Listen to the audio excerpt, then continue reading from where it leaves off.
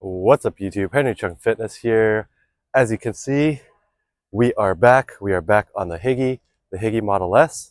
And let me just say, so glad to be back on the Hygge. I did miss the Hygge bike. As you've seen in my video, I did break the seat stay on my previous bike because I actually was trying to clip in, other foot was smashing down on the pedal, and I ended up hitting the seat stay and knocking it pretty damn hard, cracking it. So luckily Hygge was able to send me a replacement frame. So thank you Hygge for sending this out. This is the new EPS molded frame. I am not a carbon fiber expert.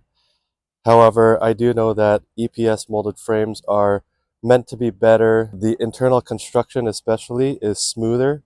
So you'll see that in some of the clips that I've got.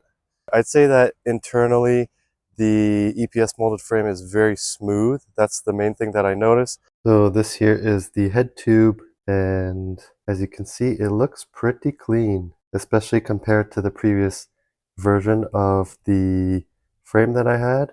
And here is the bearing face, which seems quite smooth where the bearing surface is supposed to rest. This here is the seat tube, and it is a bit difficult to see. This here is the bottom bracket area and surface.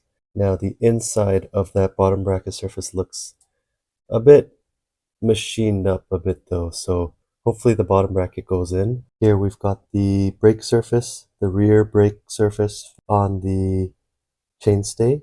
And here we have the surface of the inside edge or face of the dropouts on the brake side. And this here is the inside surface for the dropout, rear dropout on the rear derailleur side.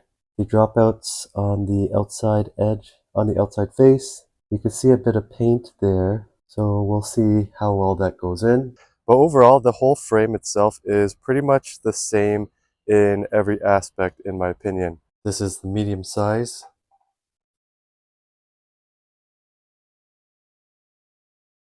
$999 grams for the frame. Now, when I did reassemble the handlebar, it was a bit of a pain to get the brake hydraulic cables through the handlebar, but it wasn't the worst because I was able to use the cable routing tool from AliExpress. I'll link it below, but definitely need one of those if you're getting an internally routed frame. Now, I will say that I only have one cable housing per handlebar, so that makes it way more easier compared to having mechanical. If it was mechanical, then we'd have two cables, one shifter, one brake, and through the frame. But because we're running the wheel top EDS TX, this is wireless, so we only need the one brake cable housing. I did start from the back. I fed the rear brake cable housing, the hydraulic cable housing through the frame, and then up to the handlebar, and then attached it to the shifters. So that probably took the most time, but overall, because it's EPS molded, I did find that it was easier to route the cables through the frame because there's less sharp edges internally that it would get caught on. Now for the headset assembly, Hygge did provide their new headset assembly C-ring, so I did use that. You know, initially I was going to use the SL7 C-ring that I got from AliExpress, but I found that even the two cables that were fitting in, they weren't fitting well, and the headset spacer assemblies weren't fitting properly. But I did use the SL7 expander plug. It's like 4 inches or 3 to 4 inches deep. At least that will hold it in place if anything ever happens to the fork. So I am using the metal spacers that they sent. So these are probably standard with the bikes that they're shipping out nowadays. I have added some Loctite on these screws because these were loosening, but it does say 5 Newton meters, but I torqued this to about 6 Newton meters or so. Now the seat post does seem to be creaking quite a bit, so I had to add some grease on the screws as well as the saddle rail screws, and I might have to redo that because it did rain on my last ride, and towards the end of the ride it started creaking again. But towards the beginning of the ride, about 180 to 100 kilometers, it was not creaking. So I'll have to do that.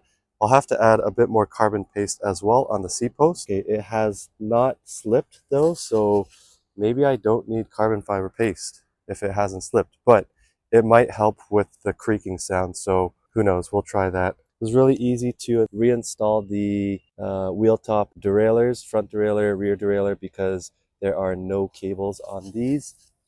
And I did have to re-index everything though, so that was one thing that was a bit of a pain, but you know, it wasn't too bad. But yeah, overall the build process went well, and I have my bike back intact. Is it worth getting the EPS molded frame over the previous? I'm not sure what the price difference is, if it's about $50 to $100 difference.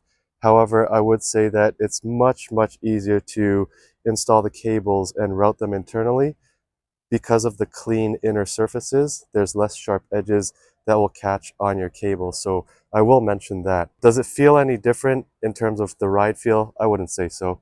But again, I mean, I'm not the best judge of the bike. I just ride it to commute. I ride it on gravel and road mostly, but this is what the bike is for. My brakes are extra squeaky, so I'll have to replace the brake pads and rotors or clean them out.